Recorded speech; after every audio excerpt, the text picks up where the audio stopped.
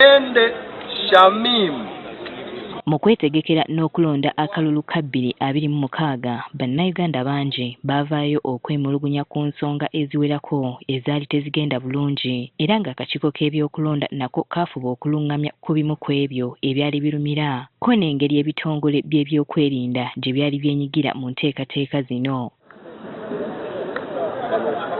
Kyokka wadde ng'embeera yali bw'etyo bannayuganda bangi baasalawo okwetaba mu kalulu kano kati nga wayise emyezi 3 bukya kulonda kuggwa bo bannakibiina ki Democratic Front ekikulemberwa omubaka wa Nnyendo Mukungwe Mathias Mpuuga basazeewo okuddukira mu kkooti etaputa ssemateeka okuwakanya okulonda kuno. Tugenze mu kkooti ya ssemateeka ebeeko ensonga zeewaako ebiragiro bwe bekkaanyiza naffe ku bibuuzo bye twagala eddemu ng'ekkaanya naffe ku nsonga enkulu 9.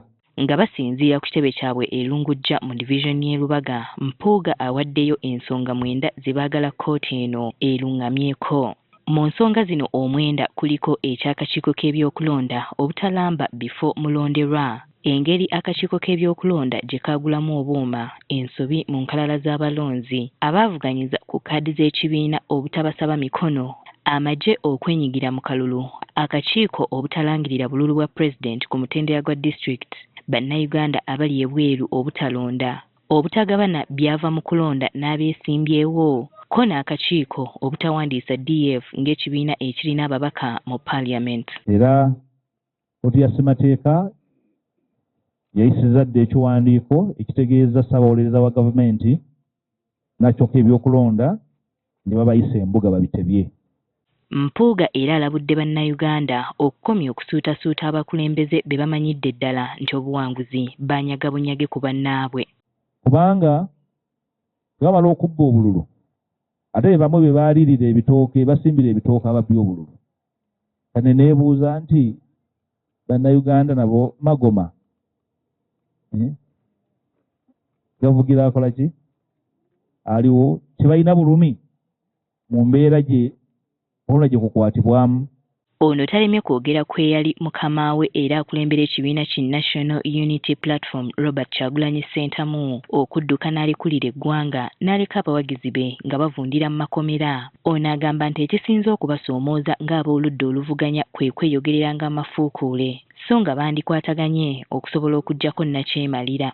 Okuwuliziganya nno abantu balowooza nti muwuliziganya kubanga muli baamukwano era mukkaanya.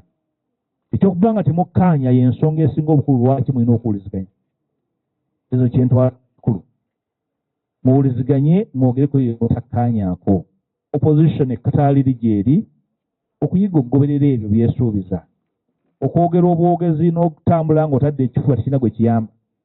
Okuwa ebirangiro tasobola kugoberera kyongera tunafuya n'otufaananya ng'abatasobola kuyimirira ku nsonga yaffe.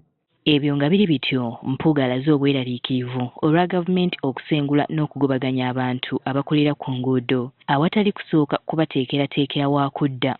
Gavumenti esooka yeetereeza abantu bonna baagala okukolera ewantu awo n'abakolera ku kkubo baagala okukolera awantu awali organized. Gavumenti etereeze n'abantu. Ono talemye na kwogera ku bbago ly'obwetengereze eriri mu kkubaganyizibwako ebirowoozo mu Parliament. Mpuuga agamba nti abawagira ebbago lino basaanye bakimanye nti bagenda kusuula eggwanga mu kinnya. We constrain as incurably defective and advise the Attorney General to eat humble pie, tail it between legs and withdraw it for the good and tranquility of the country because it's incurably defective.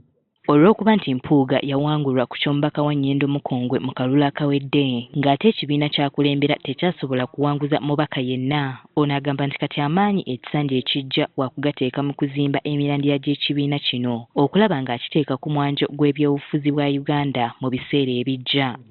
Winnie Tesana Kayinja, agaffe yo ku Spark TV.